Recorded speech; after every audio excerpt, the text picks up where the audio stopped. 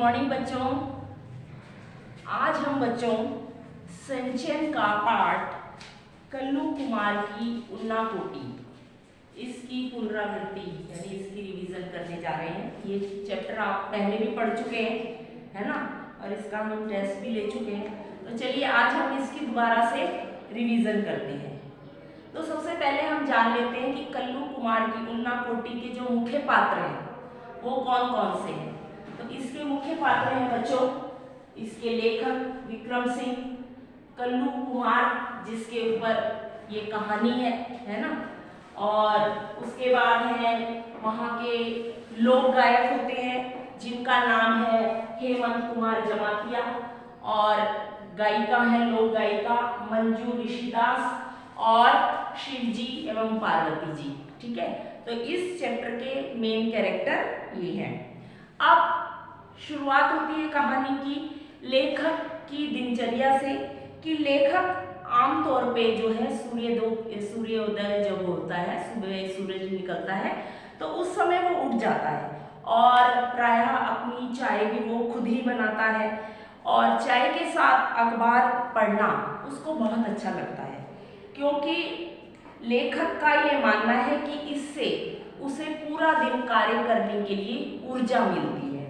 ठीक है, और लेखक का यह भी विश्वास है कि इस कार्य से उसे एक दिन के लिए और दुनिया का सामना करने में भी मदद मिलती है। अब उन्ना कोटी की यादें, लेखक के मस्तिष्क में उन्ना कोटी की बहुत सी यादें हैं। एक दिन सुबह सुबह लेखक के कानों में बड़ी ही भयंकर आवाज सुनाई देती है जिससे सुनकर वो जाग जाता है, और यह आवाज ऐसे प्रतीत होती है कि मानो कोई तोप दागने या जैसे कोई बम फट गया हो, ऐसी आवाज होती है। उसने वो खिड़की खोलता है और खिड़की खोलकर जब वो देखता है बाहर तो आकाश जो है बादलों से घिरा हुआ होता है और बिजली चमक रही होती है, बादल गरज रहे होते हैं। तो इस गर्जना से लेखक को जो है 3 साल पहले जब वो त्रिपुरा में उन्ना कोटी गया था वहाँ की याद आ जाती है। अब आते हैं कि हम त्रिपुरा में लेखक के जाने का उद्देश्य क्या था, त्रिपुरा वो किस लिए गया था। त्रिपुरा की यात्रा जो है जिसका उद्देश्य था कि लेखक एक बार एक सीरियल बना रहा था, जो कि दिसंबर 1999 की घटना है। ये ऑन द रोड शीर्षक से ये एक सीरियल बनाने जा रहा था। उस सिलसिले में वो त्रिपुरा की राजधानी अगरतला गया। ठीक है, अब त्रिपुरा का इतिहास और वहाँ का सामाजिक जनजीवन कैसा था इसके बारे में लेखक ने बताया कि जो त्रिपुरा है, त्रिपुरा की सीमा तीनों ओर से बांग्लादेश तथा उत्तर पूर्वी सीमा मिजोरम से जुड़ी हुई है, और वहाँ के जो मेन मुख्य शहर हैं सोनमुरा, बेलोनिया, सबरूम और कैलाश शहर जैसे त्रिपुरा के अधिकांश शहरों के बांग्लादेश की सीमा से जुड़े होने के कारण बांग्लादेश से लोगों की अवैध आवाजाही यानी अवैध रूप से लोग वहाँ आते जाते रहते हैं, और इसी कारण वहाँ की जो जनसंख्या में भी काफ़ी भारी इजाफा हो गया। लेकिन जो वहाँ के स्थानीय आदिवासी थे वो इस बात को लेकर उनमें बड़ा ही असंतोष था। उनको ये लगता था कि वहाँ के बांग्लादेशी लोग हमारे शहर में क्यों आते हैं। इस बात को लेकर वहाँ के जो आदिवासी लोग बहुत ही गुस्से में रहते थे, उनको बड़ा क्रोध आता था इस बात को लेकर। ठीक है, अब स्थानीय लोगों से लेखक की मुलाकात होती है। तो एक बार त्रिपुरा में अगरतले के टिलियामुरा कस्बे में लेखक की मुलाकात वहाँ के स्थानीय कोक बारो एक बोली है वहाँ की प्रसिद्ध, उसके लोक गायक हैं जिनका नाम होता है हेमंत कुमार जमातिया, और वो हेमंत कुमार जमातिया बहुत ही प्रसिद्ध गायक होते हैं और उनको बहुत से पुरस्कार भी मिले होते हैं। और इसी प्रकार लेखक की मुलाकात वहाँ की एक मशहूर गायिका मंजू ऋषिदास से भी होती है, और मंजू ऋषिदास के बारे में लेखक बताता है कि मंजू जो है निरक्षर होती है, पढ़ी लिखी नहीं होती और अछूत यानी दलित समुदाय की महिला होती है, लेकिन वो बहुत ही अच्छी महिला होती है, एक कुशल गृहिणी होती है। और जो है लेखक को एक बार उसने चाय भी पिलाई। लेखक मंजू ऋषिदास के व्यक्तित्व से बहुत ही प्रभावित होता है कि एक अनपढ़ महिला होते हुए भी वो बहुत ही अच्छी महिला थी, बहुत अच्छी गायिका भी थी। अब लेखक को वहाँ के कृषि उद्योग के बारे में पता चलता है कि त्रिपुरा का जो मेन उद्योग है वो क्या है।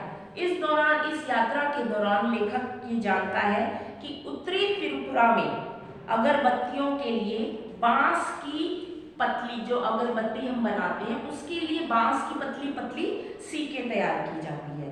उत्तरी त्रिपुरा के जिले के अधिकारी से लेखक को त्रिपुरा की कृषि व्यवस्था की भी जानकारी मिलती है और वह उनसे उन्नाकोटी में शूटिंग करने के लिए आग्रह करते हैं। अब इस आग्रह को लेखक स्वीकार करते हैं। अब लेखक जानना चाहता है, लेखक का मन भी उत्साह से, जिज्ञासा से भर उठता है कि उन्नाकोटी के बारे में उन्होंने कभी सुना नहीं था पहले। तो जब उन्हें उन्नाकोटी के बारे में पता चला तो लेखक का भी मन किया कि हाँ क्यों ना मुझे भी उन्नाकोटी जाना चाहिए। अब उन्नाकोटी जो है एक कुम्हार होता है जिसका नाम होता है कल्लू, उसकी वजह से ये उन्नाकोटी काफ़ी फेमस होता है। अब इसके पीछे भी बच्चों एक कहानी है। एक बार की बात है कि कल्लू कुम्हार जो है वो शिव और पार्वती जी का बहुत ही भक्त था, बहुत बड़ा भक्त था। तो एक बार उसने अपनी इच्छा जाहिर की शिव जी और पार्वती के सामने कि मैं भी आपके साथ कैलाश पर्वत जाना चाहता हूँ। अब पार्वती जी के कहने पर शिव जी ने कहा कि ठीक है, हम आपको ले जाएंगे, लेकिन हमारी एक शर्त है। अब कल्लू कुमार ने कहा वो क्या शर्त है? आपकी जो भी शर्त हो वो मैं मानने के लिए तैयार हूँ। अब शिव जी ने उसे टालने के लिए एक शर्त रखी। उन्होंने कहा कि मेरी ये शर्त है कि तुम्हें एक ही रात में शिव जी की 1 कोटि मूर्तियां बनानी होगी। ठीक है, 1 कोटि यानी 1 करोड़। कहते अगर तुम इस कार्य में सफल हो जाओगे तो मैं तुम्हें अपने साथ कैलाश पर्वत ले जाऊंगा। अब कल्लू कुम्हार इस बात के लिए राजी हो जाता है और वो रात भर मूर्ति बनाने में जुट जाता है।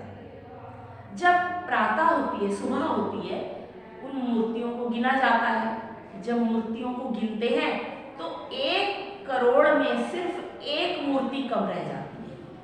अब शिव जी के अनुसार तो शर्त हार गया, तो शिव जी ने तो ये उसको टालने के लिए ही कहा, ये शर्त रखी थी।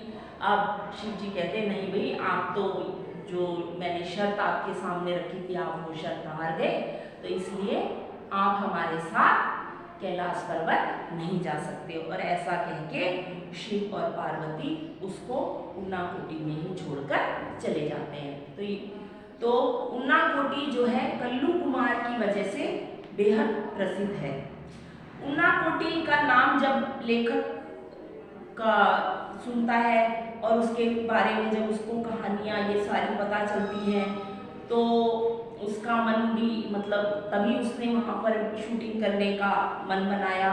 और जो है यह इलाका जो उन्नाकोटी का है 10 वर्ग किलोमीटर से भी ज़्यादा क्षेत्र में फैला हुआ है। यहाँ पहाड़ों को अंदर से काटकर उसके विशाल आधार पर मूर्तियाँ बनाई गई हैं। ठीक है, और यही लेखक को कल्लू कुमार की अद्भुत शक्ति का पूर्ण परिचय मिलता है और जो लेखक के मन में एक गहरा प्रभाव छोड़ देता है। तो बच्चों, ये कहानी थी कल्लू कुमार की उन्नाकोटी। आशा है आपको ये कहानी अच्छे से समझ आ गई होगी, क्योंकि पहले भी आप इस कहानी को पढ़ चुके हैं। आप इसके क्वेश्चन आंसर रिवाइज करेंगे, कल हम इसके क्वेश्चन आंसर पर चर्चा करेंगे। ठीक है, तो अब मैं ये वीडियो यहीं पर समाप्त करती हूँ।